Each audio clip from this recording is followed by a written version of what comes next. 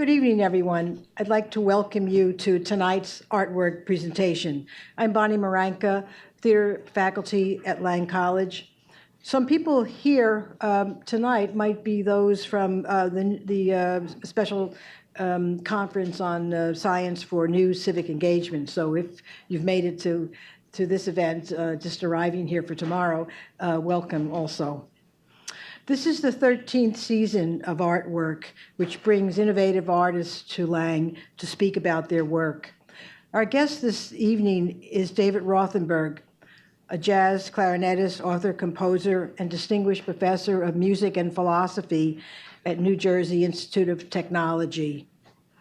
Among his many books are Why Birds Sing, A Journey into the Mystery of Birdsong, also the subject of a BBC TV documentary. Another book is Thousand Mile Song on making music with whales, which became a film on French television. Concerning his interspecies and intermedia relationship with whales, a few years ago he wrote in the New York Times, and here I'm quoting, "Humpback songs have rhythm, form, themes, variations, repetition, and innovation, just like the music of us human beings." Rothenberg once gave a performance reading a chapter of Moby Dick against the background of whale sounds. As you can tell by now, our guest is involved with various melodies of existence.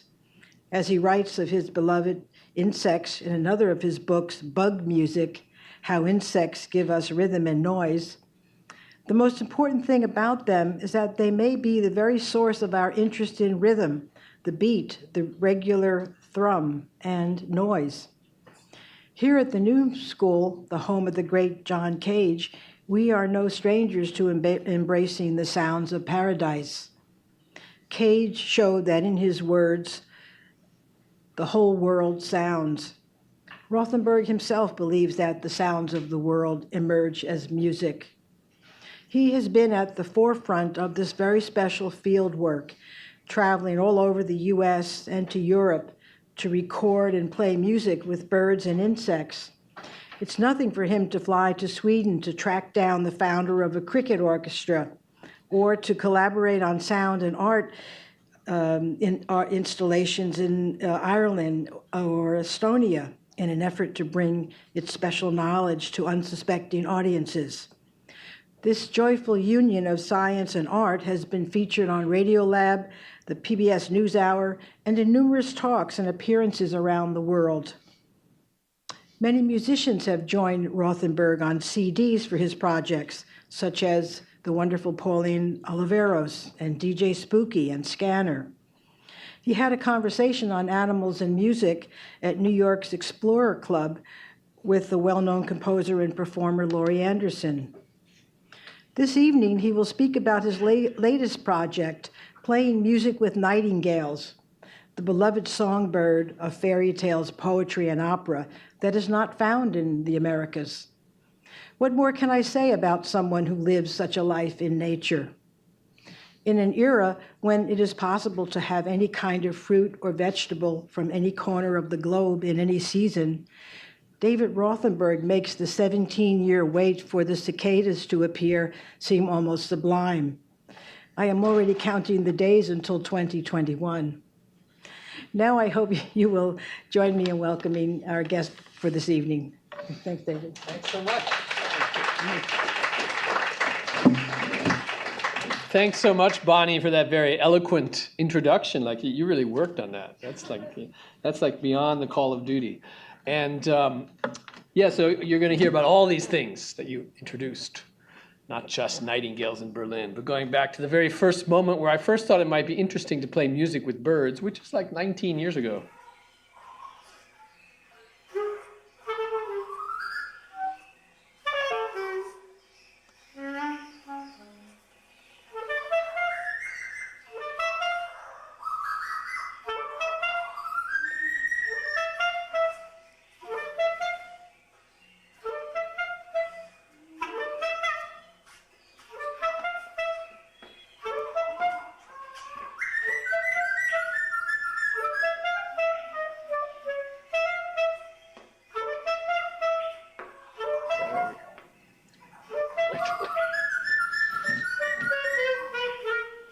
This is a white-crested laughing thrush, one of the best birds to play music along with.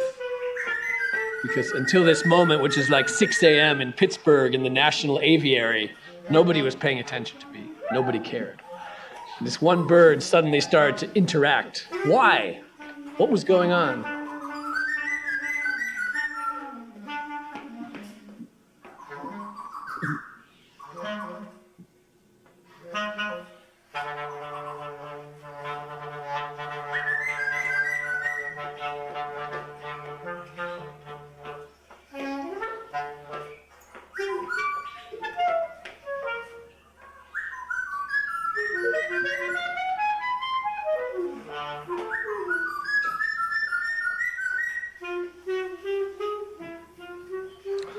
So that was like 6 a.m. in the year 2000. And this is my first thought, that you could actually learn something musically, artistically, by interacting with these creatures whom you couldn't discuss with what they were actually doing. Like, why was the laughing thrush particularly interested and responding to what I was doing? I imagined, like many songbirds, that the male birds are supposed to be singing and defending their territories and attracting a mate. And I imagined he's kind of like competing with me. But then I read about this bird. Not much is written about them, but I learned in this species, the males and females sing together. And this guy was alone in this open net cage for who knows how long, waiting for someone to sing along with. And when I went back, just like 2 or 3 years ago, there were more of them. It's the same bird there and 2 more.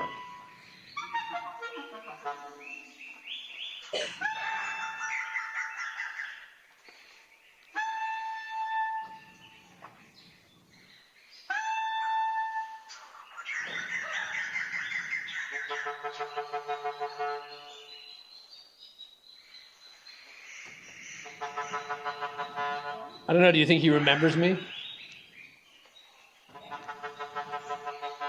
Maybe. Anyway, if you imagine it's possible to make music together with birds, it suggests that music is some kind of communication and meaning that can be expressed no other way, that you cannot translate it into anything, that these animals who are making music, who are singing songs, like people, are doing this because they have to communicate this way, and they're not trying to, you can't translate what they're saying into like a word or a phrase or a language. And in most human languages, we talk about certain kinds of sounds of birds as being songs. Like this is the song of the Phiri, a bird which I've heard even around here in Madison Square Park. Not found, sorry. Well, that's because you wouldn't let me use my own computer. The sound files may not work. Let's see some of them. So I may have to plug in my computer. Okay, let's see if these are here. Okay, the hermit thrush is also interesting. Let's see if this one plays.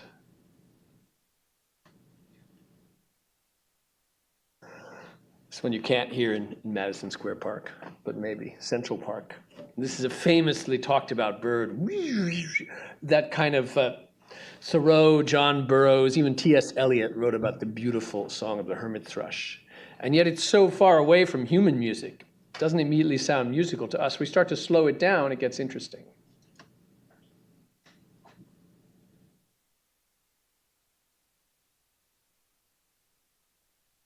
Keep playing.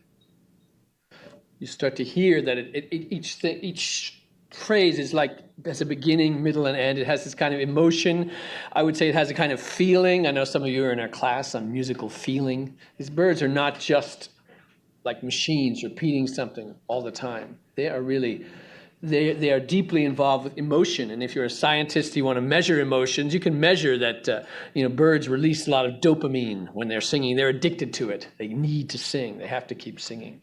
If you slow it down even more, it becomes something particularly musical.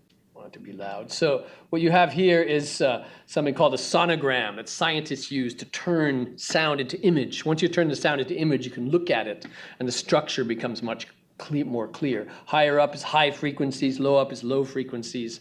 A big solid thing going across is like a steady tone. Something more complicated is more like noise. But it becomes a kind of like computer-generated score of what's going on. So this is the same thing you just heard, slowed down even more. And when I heard this, I really just wanted to play along with it. So that's what I'll do now, to kind of figure it out intuitively.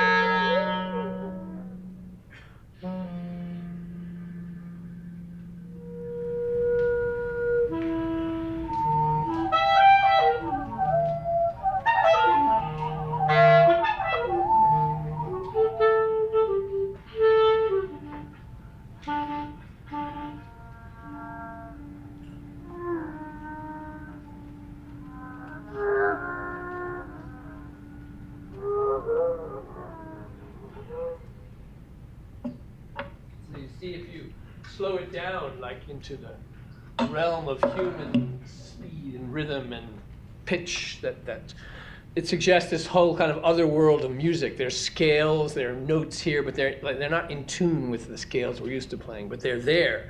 Pitches have relationships to each other. And how did a song like this get to be sung by a bird?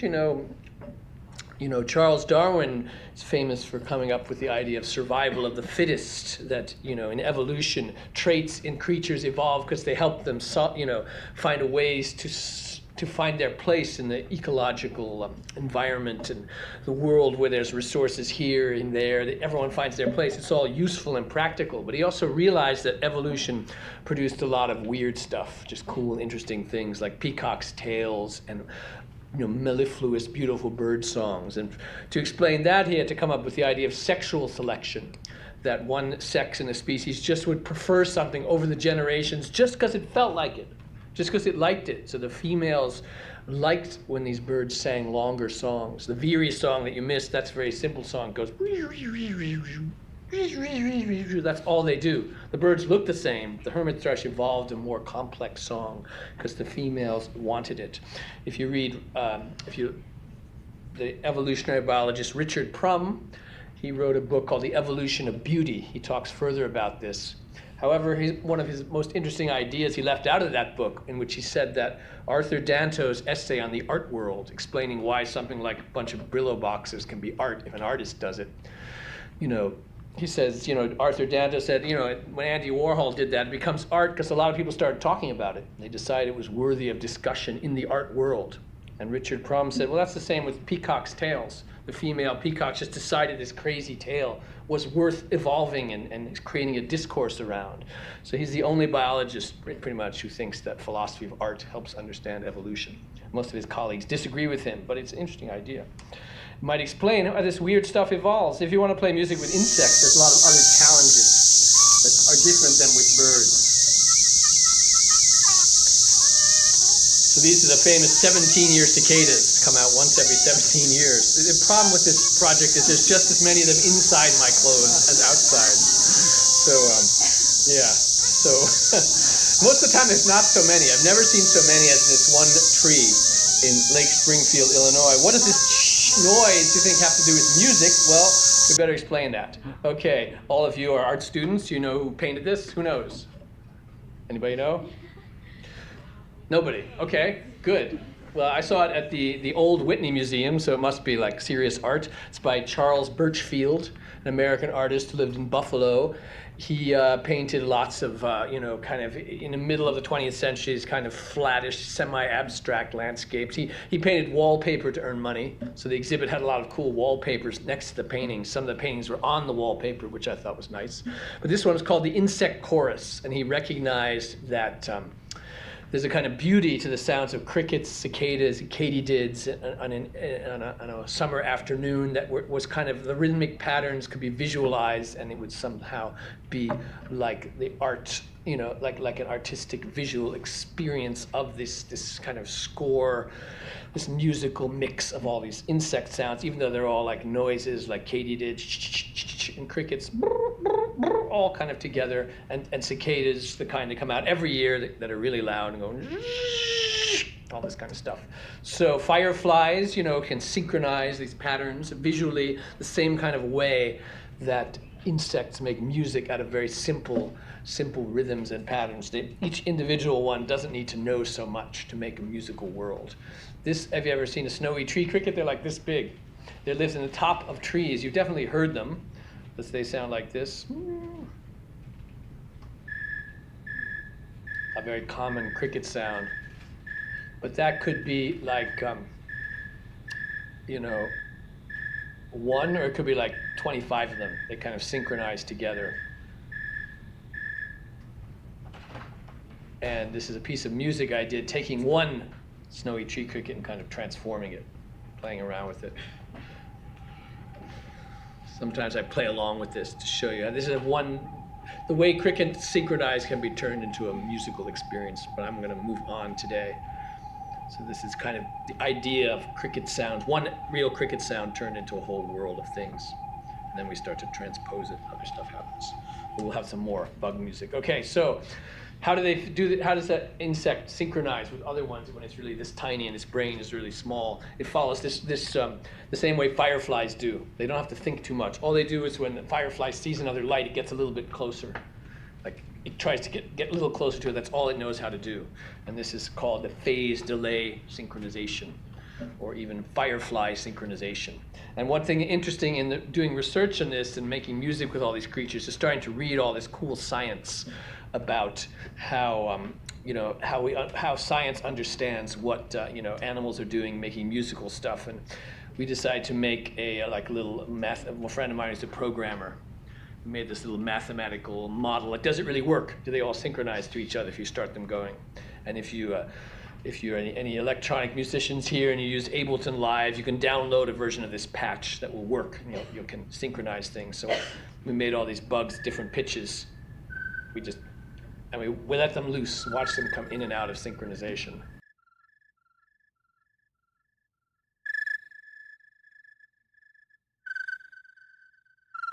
And so they listen to each other and they gradually synchronize, and if you mess one up, you change the numbers, they go in and out of synchronization, just like in real life.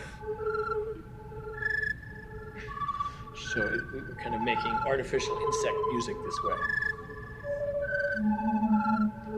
Okay, so how do they actually do this in the real world? Well, this is a kind of often reproduced sonogram of different creatures finding their acoustic place. This is from the Central African Republic. Louis Sarno, a guy from New Jersey, lived 35 years with pygmies in Africa just to record their music. And he was so impressed that people could sing and live in this environment and kind of find their musical, cultural way to fit into the rainforests sonically and culturally and everything else. So women are out gathering food and they're hearing frogs, cicadas, katydids, and crickets. And every one of them has its own acoustic place. This is like the high notes and low notes. Now we're coming in here. So it's like a musical score, just showing that in nature, every animal, every insect at least, finds its sound in exactly the right place. I worked on this film about Louis Sarno called Song from the Forest, and you can watch it. It's on Amazon and other places. A feature documentary about this guy. What was his real story? What did he do? Let's just hear a little bit about him talking about going there. He was Jim Jarmusch's college roommate. He's in the film too. Well, my father certainly thought my interest in music was a waste of time. Because, you know, his idea of good music was like, you know, Lawrence Welk or Muzak, you know, the kind of stuff they play in elevators and things like that. That's the kind of music he liked to listen to. I was interested in classical music since I was a child. You know, I wanted to be a composer, and still I wish I had the real talent or genius to be a composer, because that's still what I would have liked to be more than anything. But, you know, my life turned out different, but it's still connected with music. I like, you know, the fact that I've made so many recordings of such beautiful music that's sort of disappearing now. And, I mean, you can still hear the music, but I mean, I got some great performances when they're back or just doing it for themselves, and they're all so into it. And that was fantastic. So, my parents, of course, were completely... So Sarno made 1,500 hours of recordings. That's good. It's dark, at least. And they're all I think many of them are online now. They're all at Oxford University, and he just sort of lived there. He wasn't really a musicologist. He was just a lover of this music. And this film, he takes his 12-year-old son to New York from the rainforest. And you learn about all these things. There, he's sort of looking after him. They died in our arms. All my brothers came the day he died, the morning he died, and so we were all around his bed.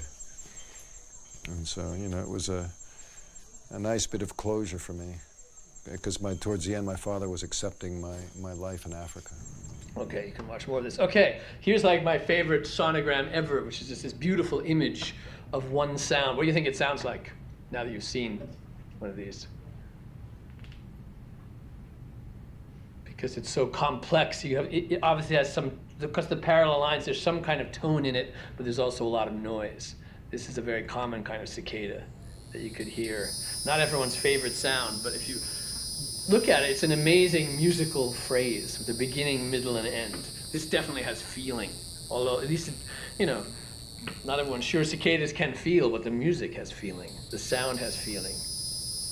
What an intense sound. Look how it begins. They're vibrating some part of their abdomen to do this. It's just an amazing sound. Okay, I'll skip this one. So, you know, usually cicadas are high in the trees. You see one of them once in a while. But, you know, when the 17-year ones come out, there's like everywhere. You can just hear so much stuff.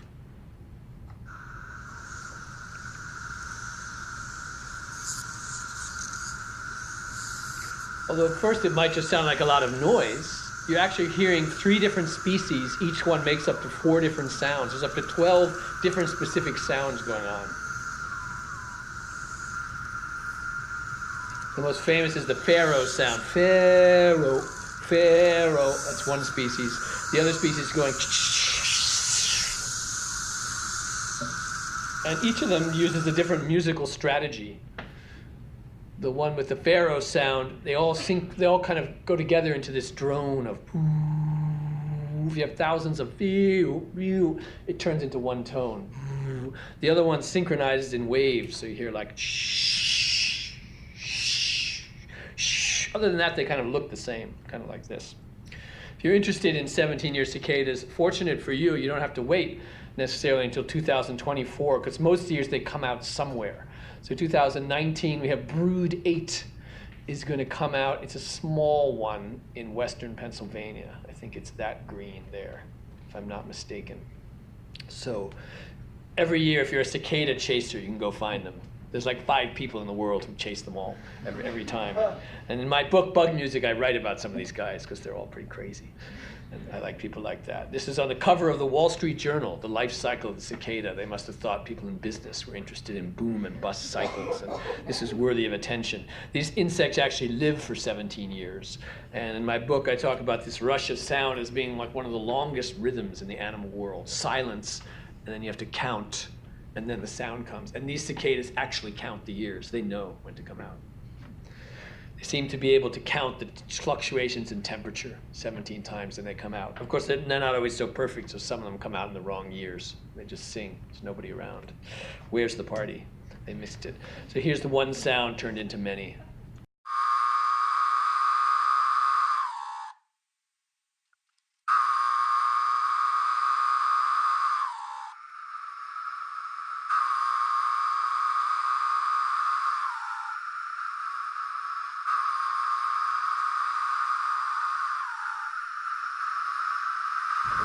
This whole kind of drone appears.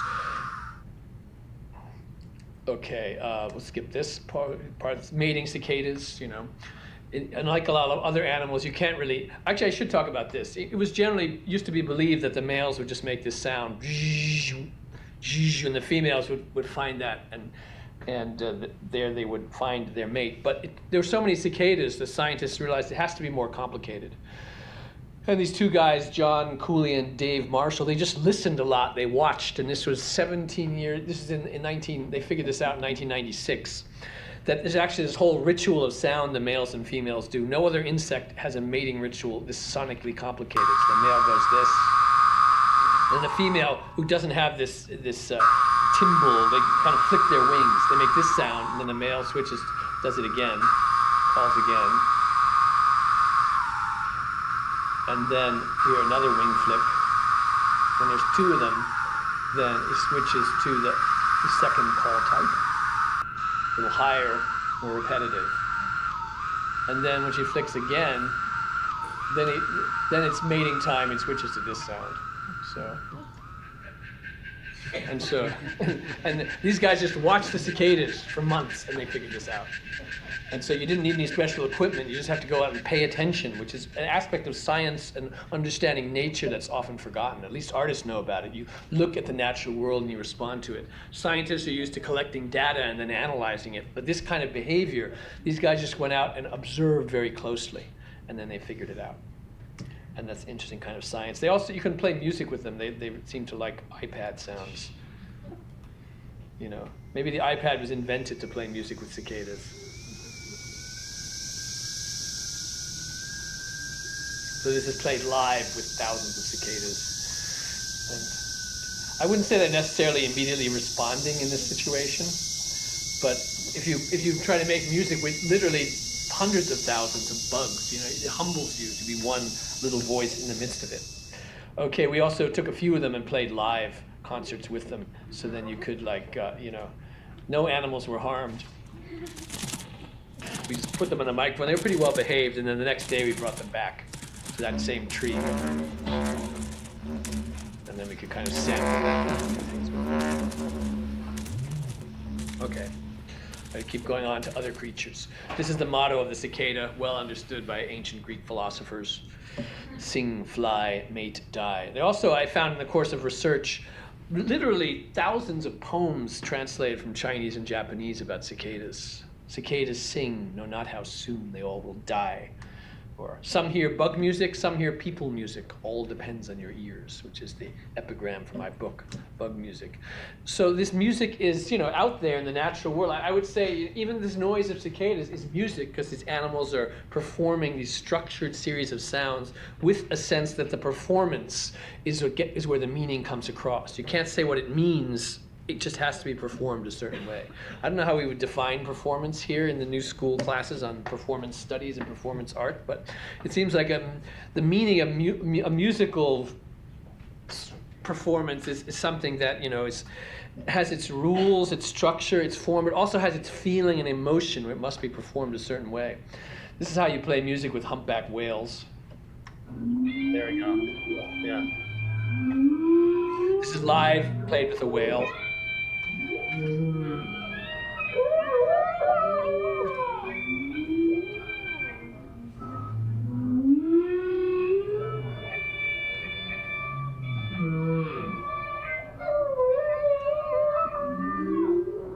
If you don't believe we actually did this, here's a film of it. We're going out to meet the whales and make some music with them. Come on.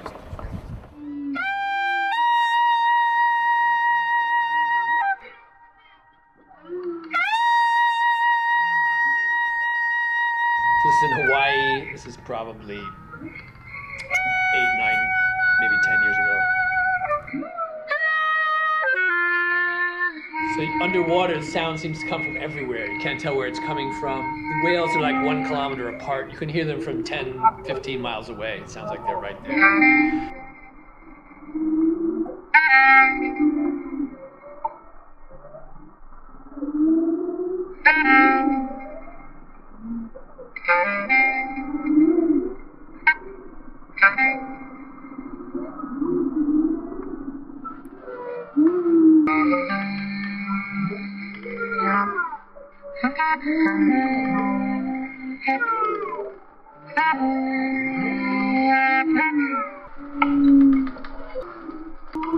And although it sounds with some of this that the whales are like rhythmically synchronizing with each other, maybe like insects are, it's generally assumed everyone's singing alone, singing a whole series of patterns, like a real song with a structure.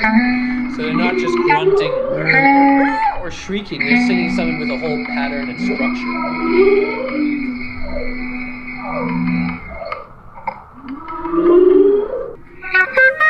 Okay, so, and the interesting thing about the song of the humpback whale is nobody knew about it until the 1950s, when the Navy, who was listening underwater for Russian submarines, kind of discovered it by accident. And they were a little disappointed it was coming from whales. They thought it was some secret enemy message.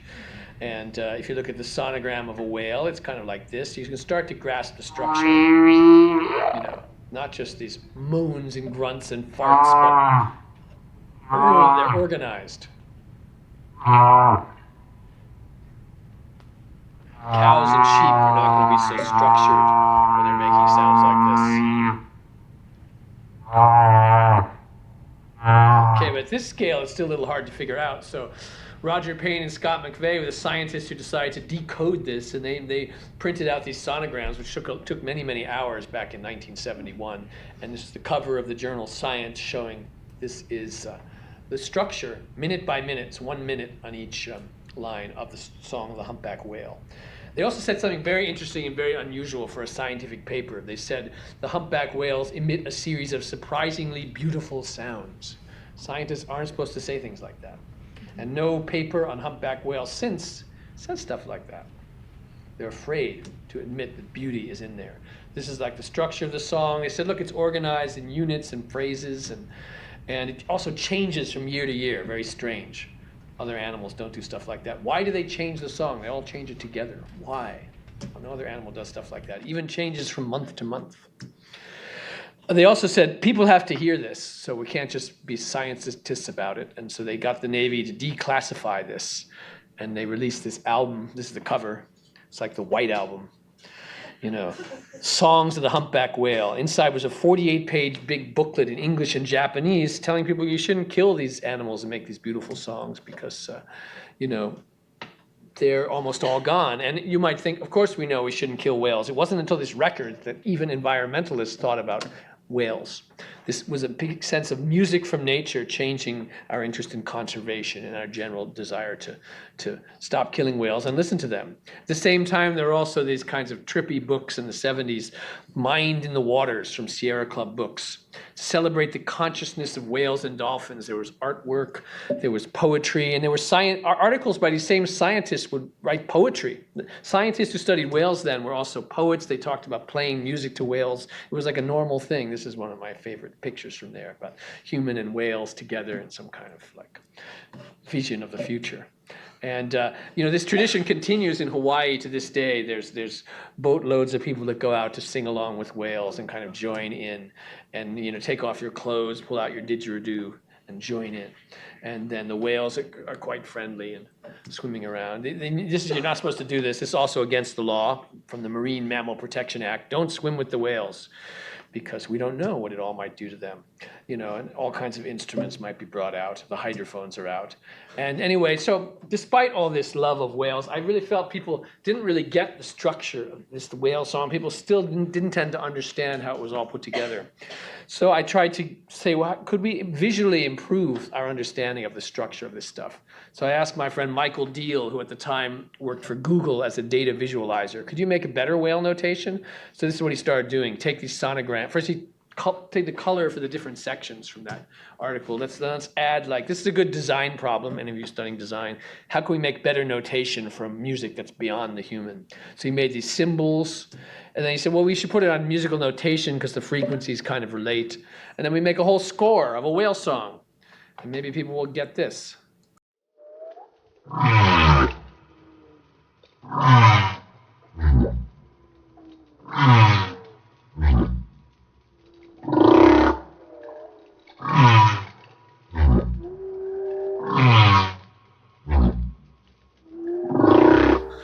So this, shows it's really organized. It kind of shows the organization in that picture. Here's our version of the hierarchical Roger Payne and McVeigh picture. And here's the song from Hawaii. This is a little more mellow than the Virgin Islands, a little more Pacific. Also, both at the regular speed,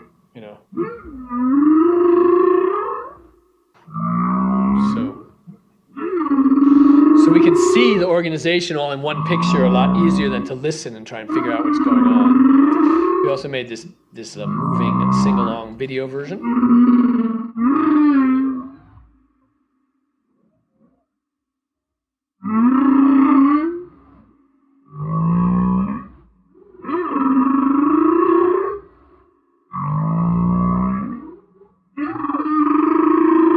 One of the things about sonograms, when they were originally invented, scientists thought it might help the deaf learn to speak because you could see sound even if you couldn't hear it. And in general, the usual story is that it didn't really work so well for that purpose. When I showed this video at a talk like this, there was someone in the audience who came up and said, I teach music to the deaf in the Dominican Republic. If I played this for my students, they would get it right away. It worked really well. So I said, okay, let's go try it. So we went there are humpback whales in Dominican Republic. So we took these teenagers out, can't hear anything, and showed them this video, and they read the stuff like, let's play along with whales. This guy can only feel the whales, not speaker.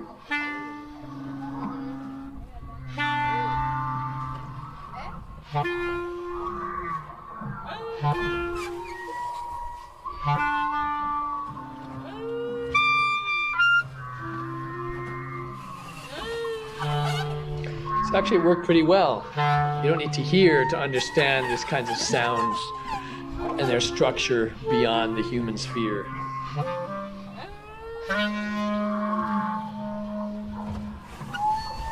You can watch this whole video. It's on YouTube. It's called Whale Music. And Maria Baccia is the music teacher who's in the DR doing this. Okay, now we talk about my most recent project. We're going back to birds. My next book that comes out in a few weeks is called Nightingales in Berlin. And the nightingale you might have heard about from literature, Romeo and Juliet, romantic poetry. Who's ever heard a nightingale sing? Anybody? Where'd you hear him? Europe. Yeah, what did it sound like to you? I guess it wasn't that different from some of the other birds' sounds of the night. It's pretty beautiful. I would say it's like the rhythmic leads of the song. Good, that's a good description. Here's one. And then, let's see. Here we go. Song of the Nightingale.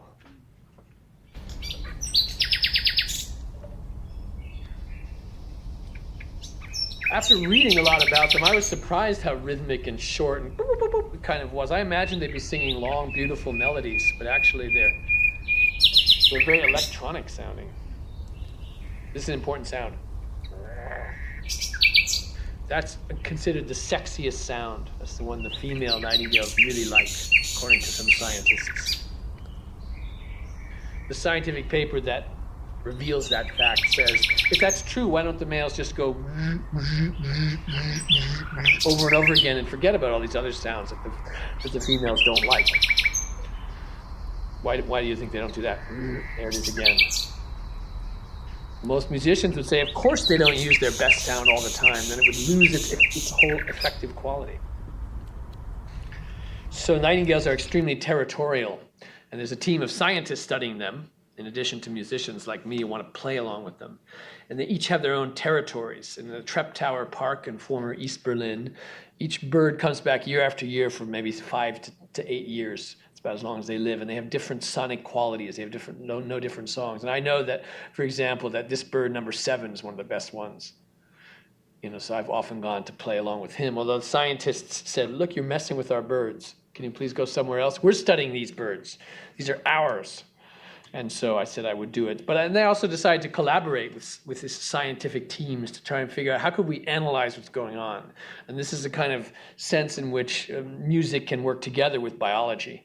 And so Tina Roske was working at City College before she went back to Germany. She figured out this way to visualize like thousands of Nightingale songs in one picture. So you start by taking the sonogram, and like blue is silent and red is loud. And so you can analyze each song that way. Line them up, and then compress them into one. And then, bam, you can have 6,500 songs in one picture. What do we do with all this data? This is the age of big data. How do you make sense? That's the order in which they were sung. This is how we cluster when they're similar and different. It's still pretty confusing. And then we wanted to know, how do they use them? Not how the birds use them. Do they move from one type to the next? And to analyze the birds, some of them, you could identify the way each bird behaved according to these patterns, sort of, but they were also sort of close to randomness. If you did it randomly, this is how science deals with all this beauty and turns it into image. And she felt like in the end it was kind of not so conclusive. It was kind of, most birds seem sort of random in their order. So what was the point? Another paper said, no, there are orderly birds and disorderly birds. Not necessarily saying which one was better, but the fact is interesting. Some are following a sequence always, all the time, and others jump all around. And, with these scientists who wrote this paper where I presented the idea with all these people from different fields, how you could actually investigate musicality in birdsong. Could you actually figure this out? And now people are starting to work on it. And lately, Tina and her collaborators found that actually there was one thing we could measure. When the nightingales go, they don't actually do it exactly regularly like a machine, but they kind of have the irregularity, the regular irregularity that you might find in human music when people are playing fast things like this.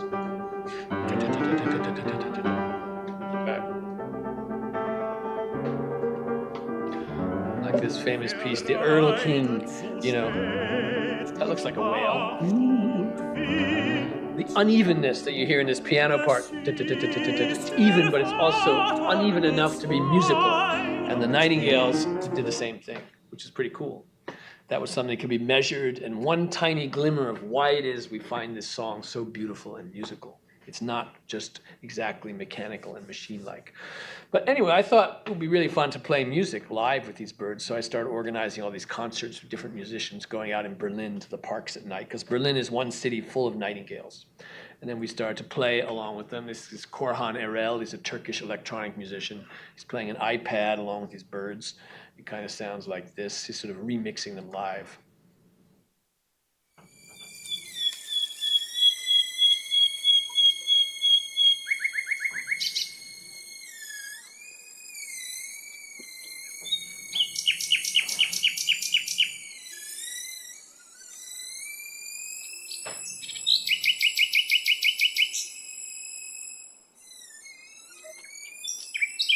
Also all kinds of human sounds. The whole point of this project is the bird and the musicians and the sounds of the city are all together. It doesn't take place in the wilderness. It's a mixture of the human and the natural. The Nightingale will never stop singing. This is the first album we put out this a few years ago. Berlin Bulbul, which is Nightingale in Turkish. And we kind of did all kinds of electronic things. We started making this film about this, which should be ready this spring. At least May 11th, we're premiering it in Berlin, so it better get done. This is a fragment from it. Dreaming slow,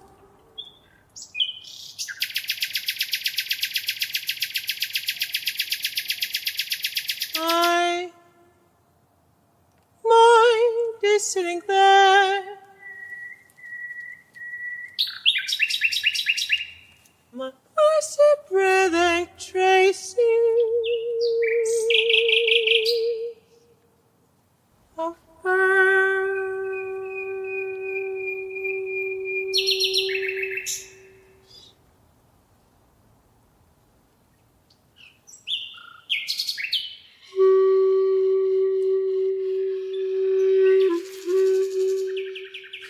his song.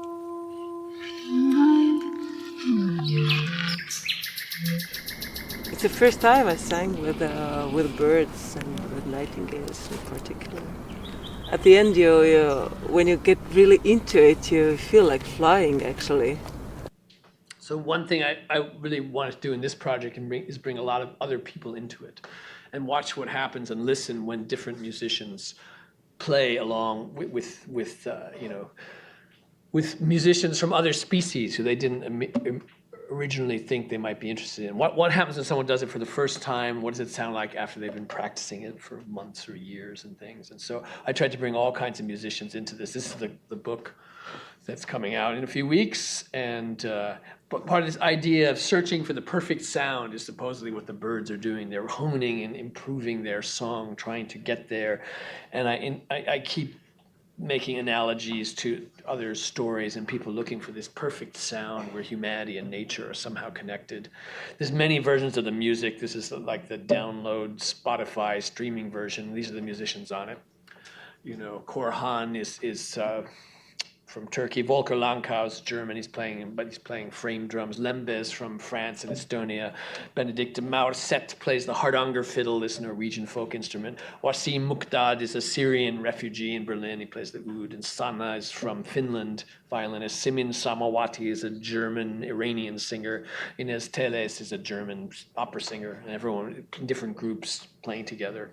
And then there's so much material, and still, you know, I figured you should make some object, even though no one cares about musical objects anymore. So I made this double CD with twice as much stuff and all these stills from the film and this booklet. We'll see if anybody wants that. And the Nightingale cities are Berlin and also Helsinki, where we also filmed in. And the interesting thing there is it never gets dark at night. So this is the middle of the night, and the birds get really pissed off. Oh, we're missing some of the most fun parts here. It's missing from this presentation, but I was going to play you this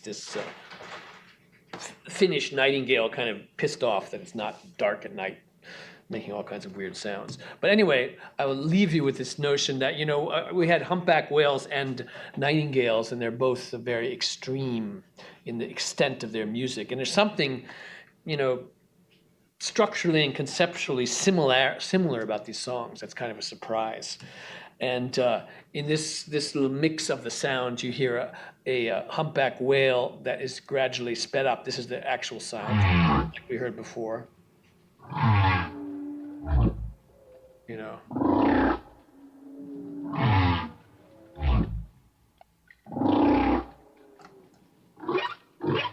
That's still the whale at the regular speed, but here it is sped up.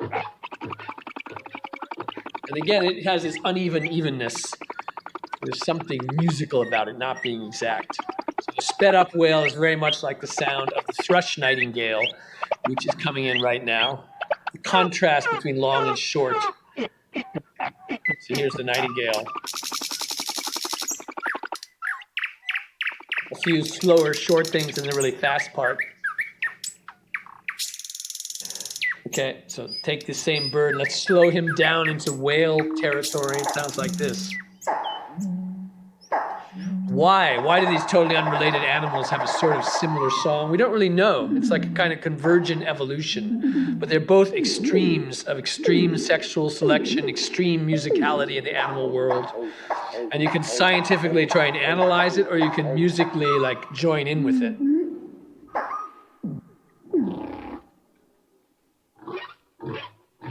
And you know, the more time you spend listening to this and interacting in different ways, the more you kind of expand your sense of what music can be. You want to be part of this kind of animal musical world.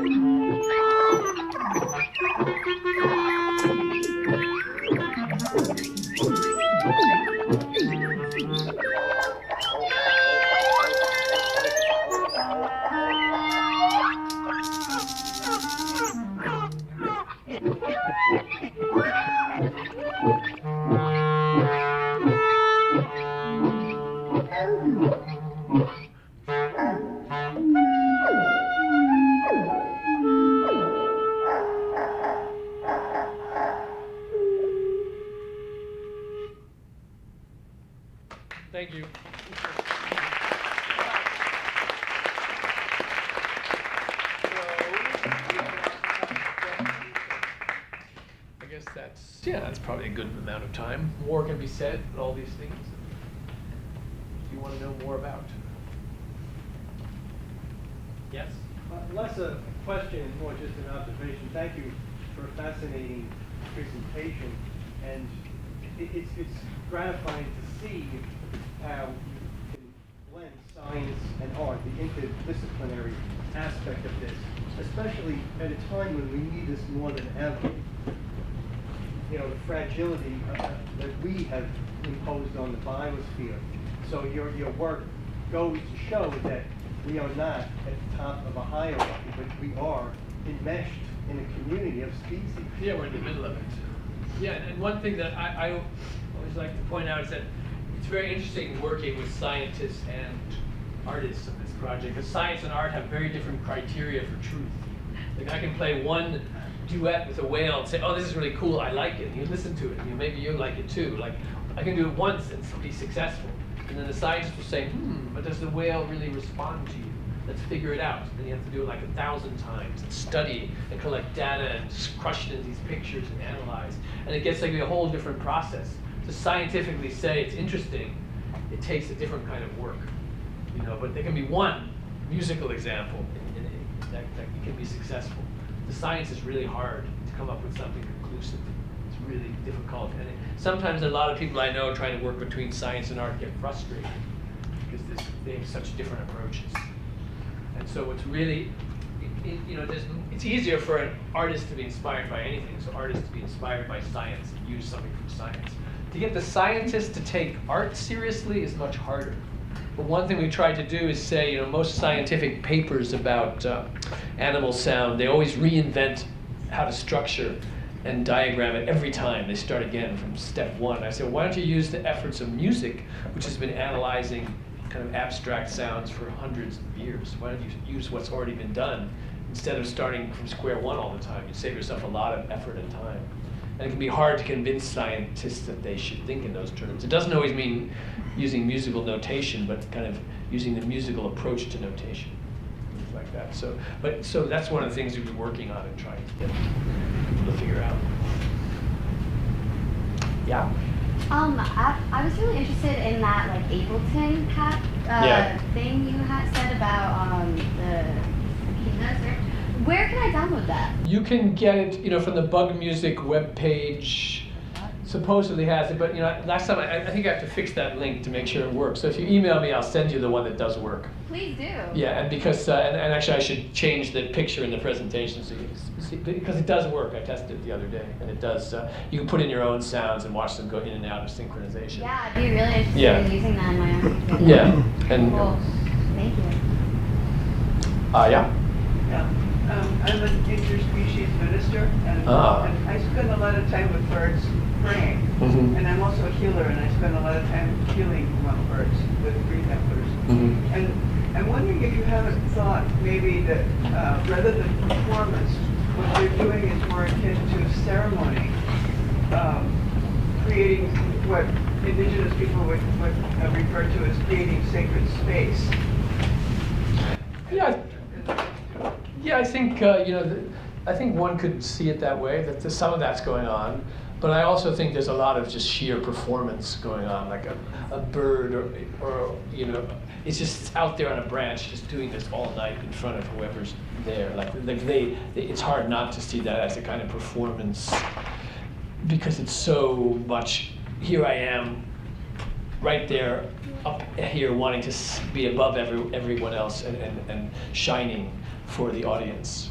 But you're right that in other cases it may be more like being into the mix of a kind of a ritual and ceremony. Like some of the most interesting bird songs are hard to hear, are quiet, are in the midst of something else and very special. And certainly all of the study of the larger sense of in what context animals are doing these things does make it seem in many ways like a ceremony and ritual.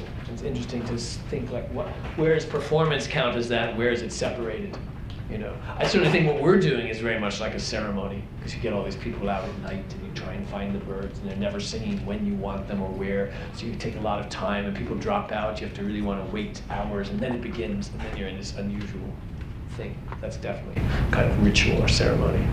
I think it's interesting that you're studying like the musical nature of reality, because like it feels like we translate all emotions. We can translate all emotions. Like we have like music for sexual rights. We have like spiritual music that puts us into mind states of like mass calmness and like spirituality and stuff that's deep. Like we have nature music, we have city music, we have anxiety music. Yeah, it's crazy. I like that you are making maps of it, because it's interesting how it functions topographically. Yeah, I mean, one interesting thing is that today, more than, say, 5 years ago, people often think of music in terms of what it's for, because that's the way our music sources present it. That's what Spotify wants you to do. This is workout music. This is music for you to study to.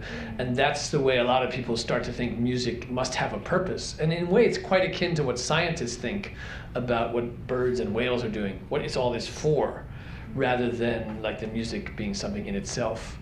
And so, you know, we want everything to have its purpose, but on the other hand, as you also said, it may just express these emotions that you can't really express what that purpose is exactly. We actually don't know why humpback whales spend so much time singing. It's since the males are doing it, biologists say it must be to attract the attention of female whales, but 50 years of studying this, no scientist or anyone else has ever seen a female whale react to this phenomenon. They don't seem to care. So, yeah. Connected to what you said about the dopamine, is that true? Yeah. So then, if they are singing, or if the thought is that sometimes birds are singing because they get a shot of dopamine every time they sing, then it could be self-soothing, or that's where the emotion could come in, where they're singing because it makes them feel a certain way, or it makes other birds feel a certain way. And that may explain also about what I consider to be a possible ritual in the evening when the birds are roosting, going to roost. Some of them, they're communicating to each other. I don't know what their language is, but this is my branch and this is my spot, and they're all settling in. You can hear them all chattering, as the sun is going down. And it's a different form of communication than they have during the earlier parts of the day or when they're discussing. Yeah, I mean, there's a lot of sounds that the birds make are not thought of as song. They're called calls, and they often have specific meanings, and they often are innate, and whereas the songs are, mostly thought of, the function is to defend territories and attract mates. They need to be learned, but they also have these very varying, more complex, more musical structure.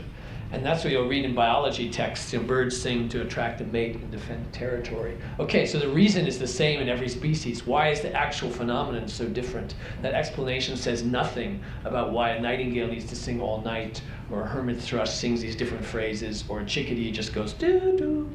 It doesn't explain what's being done. It just says what it's for. And so you miss the whole musicality. And that's one of the things that we've tried to get scientists to say, okay, look, how do we study this actual phenomenon itself without jumping too quickly for what it's for? Like, what's human music for? Okay, what's it for? All kinds of things. But to understand it, you can't just focus on what it's for. You have to delve into it. What's really going on? Where is the perfect sound that these birds really strive towards? Yeah? Yeah, in terms of the human music that you bring to these animals, I'm wondering if you notice anything from either specific instruments or human musical systems that works especially well, doesn't work especially well, like clarinet, 12-tone system. It's a good question. I mean, I think if you want to, it's like if you get together with some human musicians from some other part of the world, you can't talk to them, you don't share a language. Like, what kind of music could you make together? Well, there's some commonality among people what music can be. People try things out. You want to leave a lot of space for the other sound. You want to kind of musically respond to something you hear. And in a way, the same with different animals. Some people come and just play their music in the face of danger, in the face of birds and whales, as if there's no one else there. And actually one scientific study says some birds do the same thing. Some nightingales sing as if there's no one else in the forest, and others leave space and trade back and forth. Like I think the best way is to really listen and leave a lot of space for what else is happening. Yeah. So there's some evidence that certain insects will have songs that attract mates. Mhm. but they also have songs to cancel out the song of another male. So one male will sing a certain way, and so that the other male can't be heard. Which insects do that?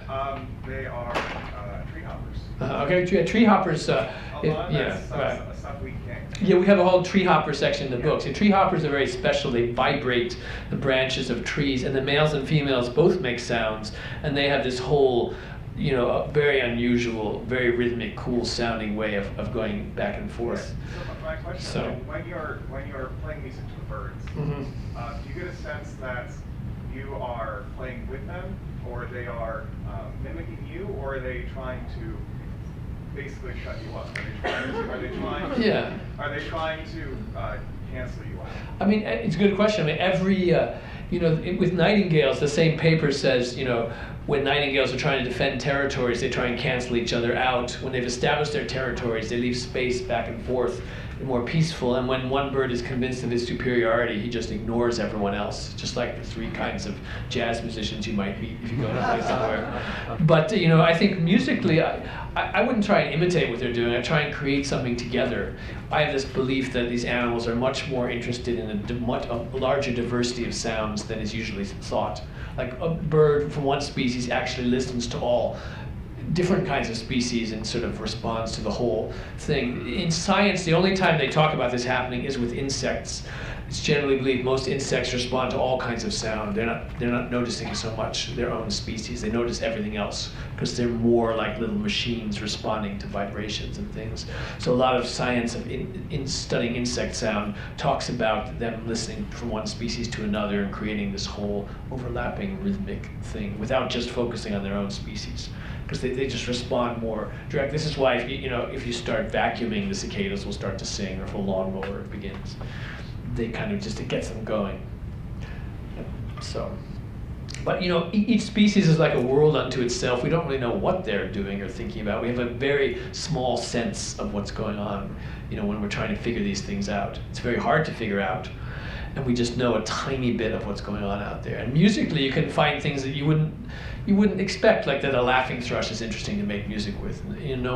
It's generally not a very studied bird. It's not a rare bird. But the fact that they have this complex duetting that's kind of musical, people didn't really notice until we started playing music with them or singing with them. It led to this whole interest in this phenomenon.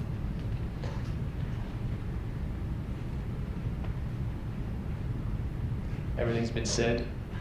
I think like everyone who studies music should have to deal with animal music. It should be required, like starting in the beginning of musical education. Where did music come from? Like, what's the real classical music? Bugs and birds. It's millions of years older than anything humans do. We know that it's right.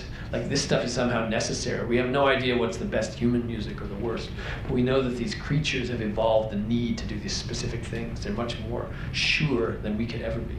Question on that. Do you know of any human, like old cultural systems that involve making music with animals going back?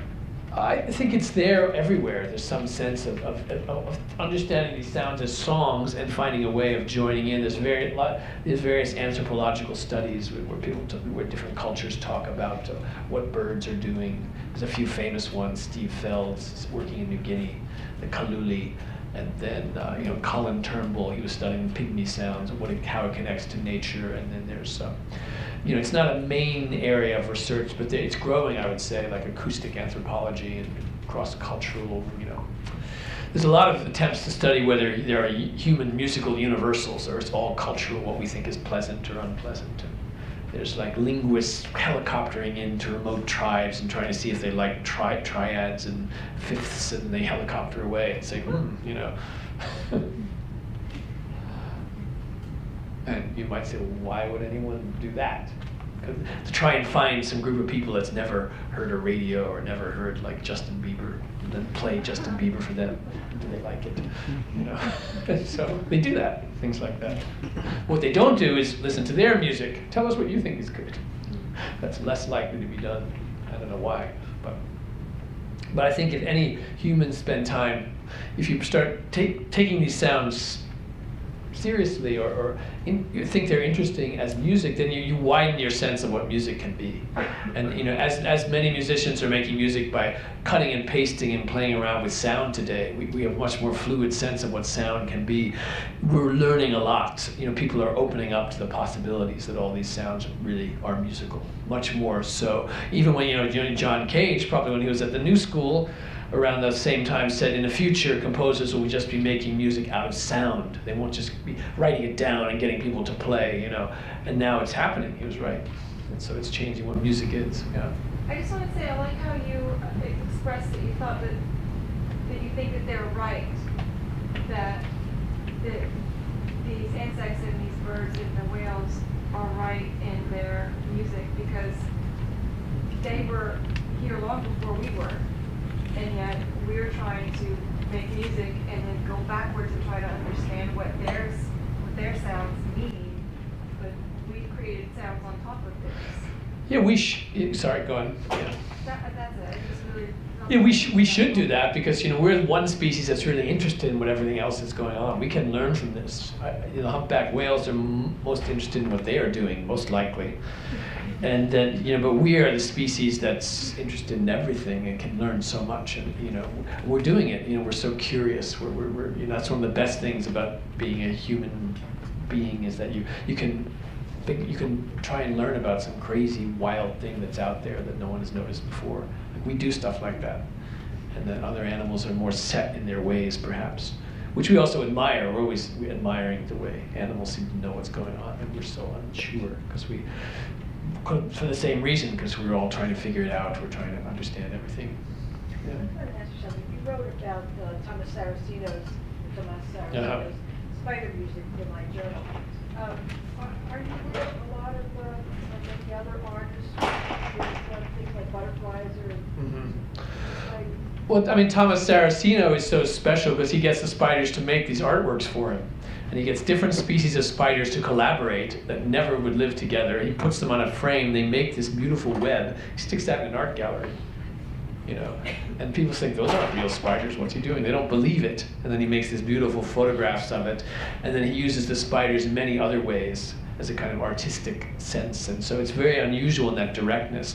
But there are artists who put you know, zebra finches on electric guitars in the gallery and they're playing them. That's a very popular image and video you can see. And then, so, you know, it always, you know, you can always add something to an artistic experience by putting animals into your art and music. Like there's many people who are doing it in different ways. And there's, you know, I've seen a great project with snails and LEDs slithering across a Paris, you know, art space, you know, and people are walking around. Like it's always interesting, but you also you do wonder, why are people doing it? What are they trying to get out of this? And I think it's this connection to something wider than ourselves, something beyond the human, and trying to find different ways to relate to it and understand it that seems sensitive and caring and inspiring in different ways than before. You know, but some people think it's all exploitative. You're using these animals and they never gave permission, things like that. But I think it's, you know, it's a really interesting area that, you know, but as everyone knows, we're so fascinated by animals because they're somehow somewhat like us and somehow different. Everyone's obsessed with animals. So much has been written about them, not just from pets to wild animals, from like mosquitoes to dinosaurs and dragons. Like we are deeply interested in these beings that are sort of like us, but then totally different. Yeah. It's sort of interesting how animals seem to communicate on like a more direct emotional level, whereas humans tend to rationalize, but we also need to rationalize. So we, in many cases, learn how to use our language in a rational format, it seems like. And then a lot of us feel like, remember what it feels like to be an animal or a human being, you know? So we tend to rationalize things. But that's the beauty of music, is it's evolved. And like people have learned how to like emotionally communicate. We can sing in new ways, we can sing with, like, we were talking about how you're making sounds instead of your voices. We all start with voices, we all start with, you know, snaps and clicks and all that stuff. Yeah, we can explore that. Like, you know, people make music all kinds of ways, and one of the reasons we love music so much is there's something directly emotional about it. You can express something you can't explain. You don't even know what you're doing, but something important is communicated, and that's one of the things that we all love about music and all kinds of art as well. That, you know, we're not just explaining step by step what we're doing, how it works. So even though I've showed you a lot of science here, I'm not sure I believe in all that science. I certainly don't believe it explains everything. But yeah, it's interesting to compare that to then the direct playing along. So that's why I kind of try and go back and forth. And then, you know, in addition, you know, somehow I wanted to write all these books about this and try and explain what can't be explained. And I definitely wonder while writing them often, like, where am I going with this? Why say all these things instead of just do it?